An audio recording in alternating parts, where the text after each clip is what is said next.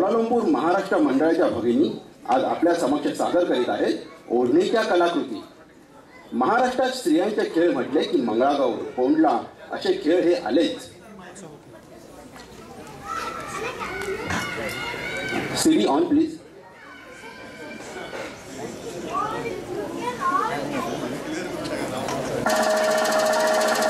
महाराष्ट्रात स्त्रियांचे खेळ म्हटले की मंगळागौर, कोंडला असे खेळ आलेच। या खेळामध्ये खेळ धरून रिंगण घातले जाते आणि अशाच एक प्रकारचे रिंगण आज आपल्या समोर सादर होत आहे।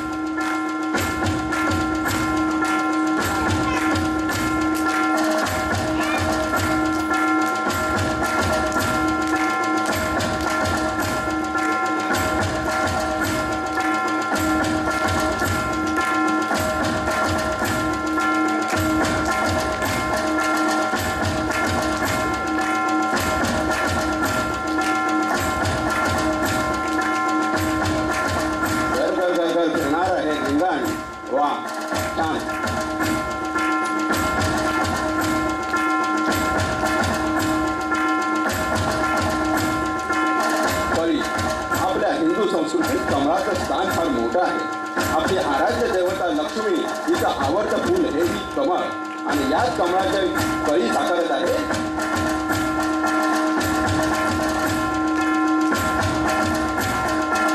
या कळीपासून तयार होणार हे फूल मंद मंद वाऱ्यावरती हळूहळू झुलके घेत आहे।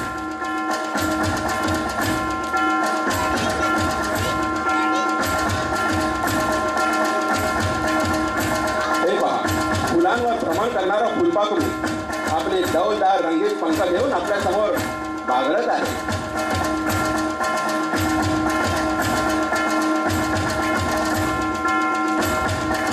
आकाशात जेव्हा काळे ढग जमू लागतात आणि मेघरागाला आपला सूरज जलधारा ओतू लागतो तेव्हा मोराला सुद्धा आपला पिसारा फुलवला कधीच राहत नाही।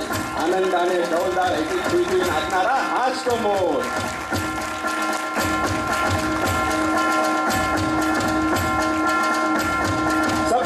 रंगाने सजून जेव्हा सूर्यनारायण आसमानी येऊ लागतात तेव्हा दशदिशांनाही देवता आपल्या ओंजळीने या अश्वरथावरती आपल्या फुलांची उधळण करतात।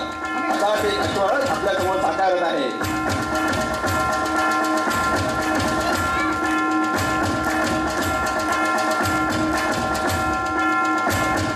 स्त्रिया म्हटलं की सारं शृंगार हा आलाच। या शृंगारात स्त्रीचं सौंदर्य अधिक फुलवून घेतं ते केशभूषणी वेणी। वेणी हा केशभूषणाचा असाच एक प्रकार आणि अशीच एक वेणी आपल्या समोर घातली जात आहे।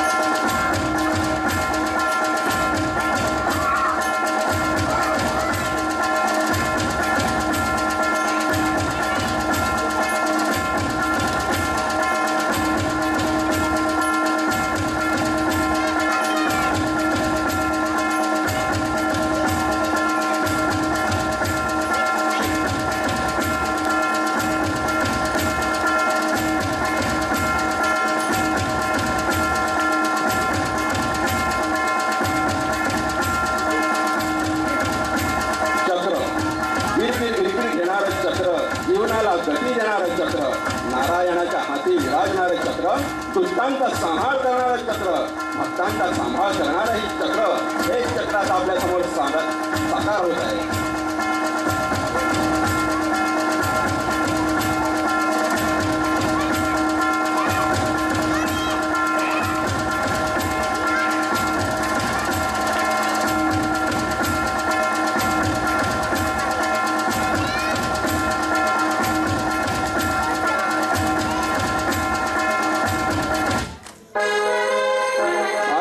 संतांची भूमी, महंतांची भूमी, तुम्हा आम्हा सगळ्यांची मातृभूमी आणि या मातृभूमीचा वंदनीय राष्ट्रध्वज तिरंगा, भारताची शान, प्रत्येक भारतीयाची शान।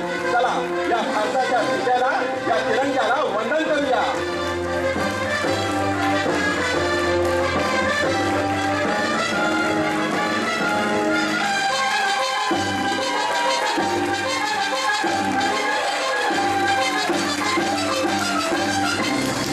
भारत माता की जय हिंद, जय महाराष्ट्र।